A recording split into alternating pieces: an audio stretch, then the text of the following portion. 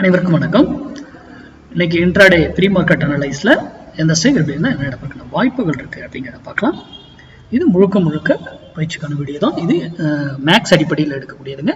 நம்ம பங்குச்சந்தையை வந்து indicator, pattern, moving average, price action, open interest, news எதுவுமே பார்க்க மாட்டோம். இங்கே இது வந்துருச்சு, அங்கே வந்துருச்சு, எதுவாக இருந்தாலும் உங்க மேக்ஸ்ல இங்க வேல்யூல இதாகாம எதுவுமே நடக்காதுங்க. அதை முதல்ல புரிஞ்சுக்கோங்க.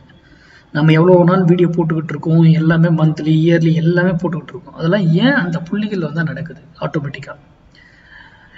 அதனால சிந்திங்க முதல்ல மார்க்கெட். நான் இந்த வீடியோ போடுற நோக்கமே சிந்தனையை கொண்டு வரதுக்காக மட்டுமே. சிந்தித்து செயல்படுங்க. யார்கிட்ட கால்ஸ் வாங்கி பண்றது அதெல்லாம் பண்ணாதீங்க. இன்னொருத்தர்கிட்ட பணத்தை கொடுத்து பண்றது அதெல்லாம் பண்ணாதீங்க, தப்பு. நீங்க படிக்கணும், அதனுடைய உண்மைத்தன்மை என்னன்னு உங்களுக்கு தெரியணும், அதுக்கப்புறம் ட்ரேட் பண்ணுங்க. யாரோ சொல்றாங்கன்றத நம்பி போய் ஒரு முதலீடு, அதுவும் டைரக்டா பணத்தை போட்டு பண்றீங்களா, அது தப்பு இல்லையா? அதே போல யூடியூப்ல யாரோ ஒருத்தர் சொல்றாங்க, இன்னைக்கு வந்து அவங்க வந்து பையன்னு சொல்லிட்டாங்க, உங்க மைண்ட் செட் என்ன ஆகும்? பையிலே தான் இருக்கும். அது செல் ஆகி போயிட்டே இருக்கும். இல்ல செல்லுன்னு சொல்லிட்டாங்கன்னா செல்லுலயே இருக்கும், அது பை ஆகி போயிட்டே இருக்கும் மார்க்கெட்.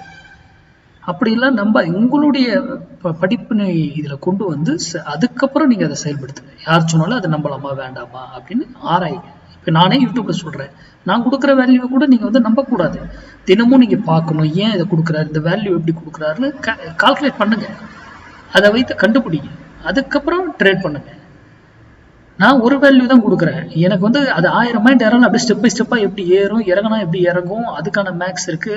அப்புறம் அனதர் ஒரு ஸ்ட்ரைக் ஃபால்ஸா நம்மளை எப்படி ஏமாத்தும், எல்லாமே நம்ம கால்குலேஷன்ல மேக்ஸ். அது போல நீங்களும் உருவாக்கலாம், உங்களாலே முடியும். யார்கிட்டையும் கிளாஸ் போகணும்னு அவசியம்லாம் கிடையாது. கிளாஸுக்கு போகாம இது பண்ணணும்னா ஒரு வருடக்கணக்கு ஆகும், அவ்வளவுதான். வேற ஒண்ணுமே கிடையாது. நீங்களே கண்டுபிடிச்சிருவீங்க அழகா. இல்ல எனக்கு அதுக்கான டைம் இல்லை, எனக்கு உங்க பகுதியில் உங்களுக்கு தெரிஞ்சவங்க யாராவது சொல்லி கொடுத்தாங்கன்னா அங்கே போய் கத்துக்கோங்க, அதுக்கப்புறம் ட்ரேட் பண்ணுங்க. சரி, ஓகே. இன்னைக்கு 24,400 கால் 72 ரூபாய்க்கு மேல, சாரி 72 ரூபாய்க்கு மேல இருந்தா நிஃப்டி ஏறுறதுக்கு ட்ரை பண்ணும், 72 ரூபாய்க்கு கீழே இருந்தா இறங்குறதுக்கு ட்ரை பண்ணும்.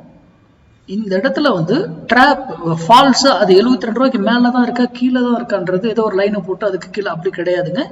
அது அப்படியும் கண்டுபிடிக்கலாம். அனதர் ஃபால்ஸ் கீழே இருக்கும், டக்குன்னு ஒரு இதுல தூக்கிடுவாங்க, மேலே இருக்கும் அப்படி கீழே விடுவாங்க. இதெல்லாம் ஏன் அப்படிங்கிறதெல்லாம் ஃபால்ஸ்.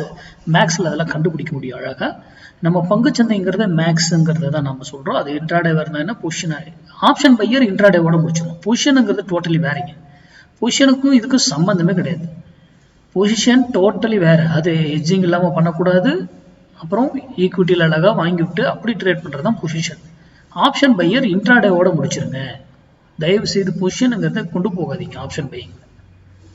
இப்ப நம்ம இந்த லெவல் கொடுத்துட்டோம், ஏன் கொடுத்தாரு, எதுக்காக இதை கொடுக்குறாரு, மார்க்கெட் சப்போர்ட் அண்ட் ரெசிஸ்டன்ஸ் ஏன் அவர் கொடுக்கல, ஏன் அதை வந்து இது பண்ணாம அவாய்ட் பண்றாரு? ஏன்னா மார்க்கெட்டுக்கு டைமே கிடையாது. 9:15 ஓப்பன் ஆகும், 3:00 முடியும். இப்போ உங்களுக்கு தெரியுமில்ல.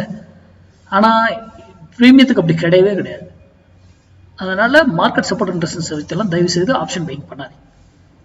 தெரிந்து கொண்டு புரிந்து கொண்டு வருத்தம். நன்றி, வணக்கம், வாழ்க வளமுடன்.